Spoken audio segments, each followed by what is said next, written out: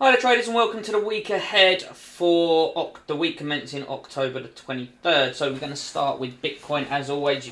We spoke last week about the Bitcoin needing to get above this zone here from 27,720 to 28,515. You can see it done that and it moved straight up into that main resistance zone that we've got here at 29,600 to 31,420. You can see it pushed up and it had an initial reaction from there, and then now is retesting that area. Now, until we get acceptance above this zone is still resistant. So although we have had a reaction from there, and there was an opportunity to take a profit back into this zone here. Notice we've got we've got the break up and then we've come back down and retested. This is something that often happens in trading. We retest areas of resistance and hold them as support, or vice versa. We retest zones of support as that would now act as resistance. So we are still within this range. We've had a good week on Bitcoin in terms of it moving up. That doesn't mean to say that overall picture has changed. This is still in a ranging market on the daily chart. You can see this has been ranging now for most of the year, so at least 6-7 months or so. So this range is still intact. In fact, actually, it's even longer than that. We can go back to beginning of March that we actually got into this, that we've been in this range for. So this zone is still resistance. It'll be interesting to see how it reacts from here. We can look for opportunities to use this as resistance and stay in the range. If we do start to see acceptance above the top of this zone, then we will be looking for bullish price action and moves higher going forward. So that's the Bitcoin. Now let's go and take a look at the S&P. Okay, so another bad week on the S&P. You can see we held this zone as resistance, and towards the end of the week we saw some downside momentum.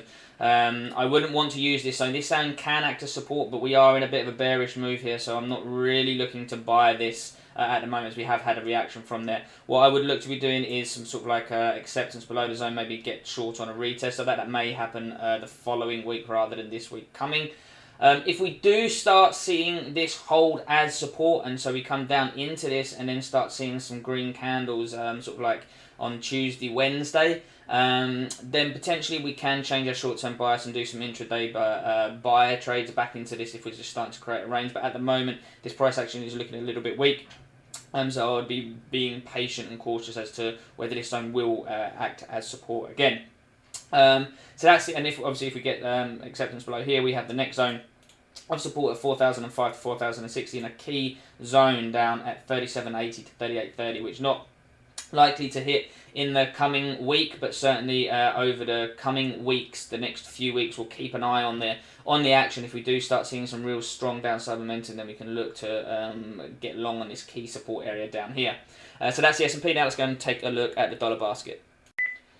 So no change on the dollar on the DXY this week. You can see that last week we spoke about the fact that we'd had this strong continuation potential pattern, and we've just consolidated at the moment. So still consolidating, still above this zone here at 104.70 to 105.90. Need to sort of start seeing some momentum above this 106.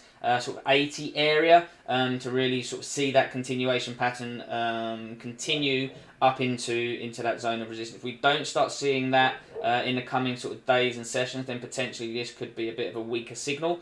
But at the moment, if we start seeing that, then we can definitely look to ride this up to this next resistance zone at 108.10 to 109.30. So that's the week ahead, guys. I hope you have a great week's trading, and I'll speak to you soon. Cheers.